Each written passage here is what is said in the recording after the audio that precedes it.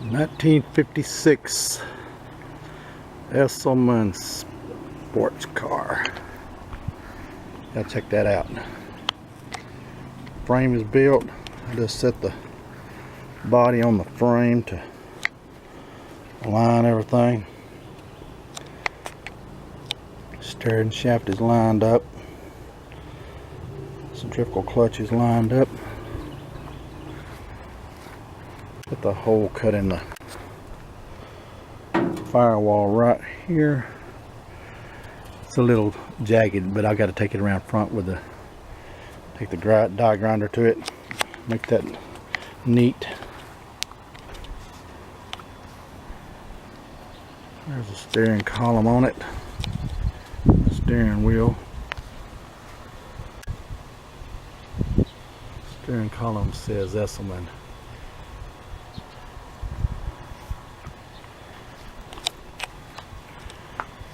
Got the brake pedal bolted in. It ain't bolted to all the underneath assembly. You can see how it goes on, and little gear back there, it goes up when you push down on park. That's the parking brake to hold it in place. These 4 holes right there on the steering column have to be drilled, but I'm gonna wait till I get that little slotted hole reamed out and exactly where I want it.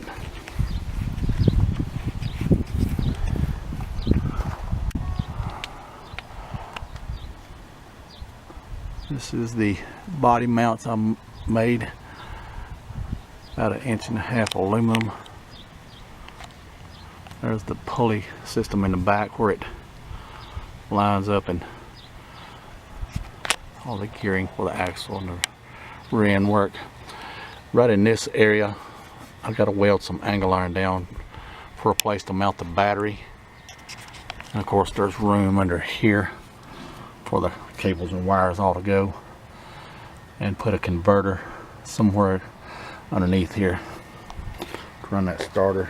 I'm going to go ahead and use that 110 volt starter, but I can always switch it to 12 volt. The dash has a little, let me get out here where you can see it, that little grommet right there.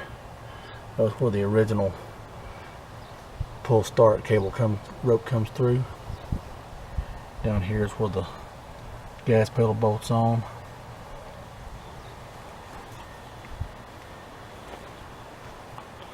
Got a little bit of grinding left to do on some of the welds, but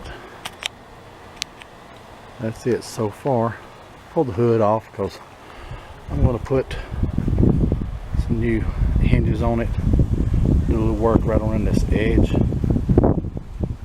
It's got to be straightened up a couple places. There's the grill sitting in it. One bolt is just stuck in there. It's not bolted down.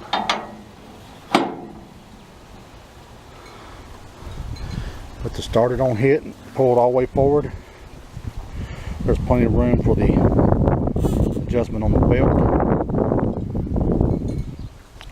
I have 1956 series T3 headlights out of a 56 Chevy going back in it, so that they're vintage headlights.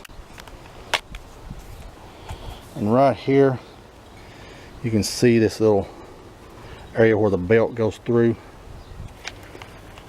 and then when you're sitting in it, it's in here. You just straddle that.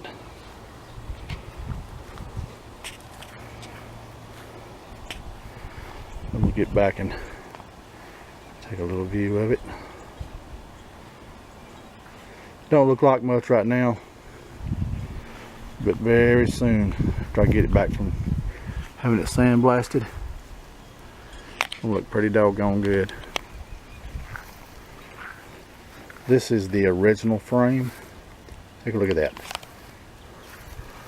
Exhaust goes through this hole, and it is rough. Steering box bolted here, and it was just really rough. And these holes, none of them are straight.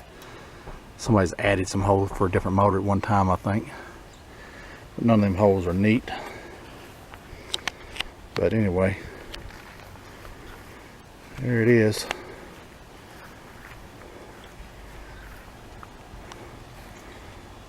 I do restorations on muscle cars and hot rods, all that kind of stuff. This is my first little micro car. Kind of fun little project. Everything's here except for the motor, and I had to get a motor that was similar to the vintage one. Let me show y'all where this crank rope, it'll come up and go through this hole. I may have to move it a little bit, or maybe not, just depends. Seems like that's the original spot, so I'll probably just leave it there. Get a little shot here on the side underneath.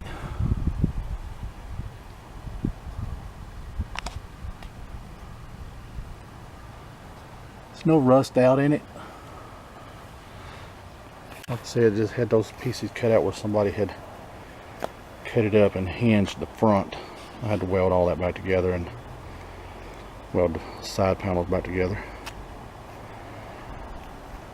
There it is. That's the build so far. That's just alignment on everything. Once I got the frame finished, and I'll be doing my grinding and doing that little area right there around the hood, and then I'm taking it to the sandblaster, the guy that does my sandblasting, and get back and I'll start doing the body work to it. It's going to be a little brighter than the original red.